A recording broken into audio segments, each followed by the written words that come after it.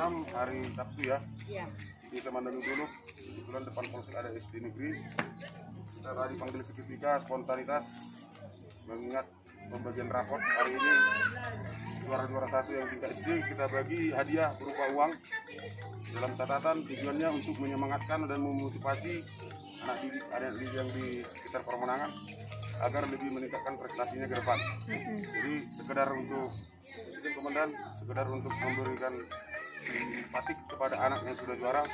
Saat ini kan Intel Polsek Permenangan memberikan suatu penghargaan berupa uang 50.000 pada yang juara 1. Demikian. Yang mana juara 1?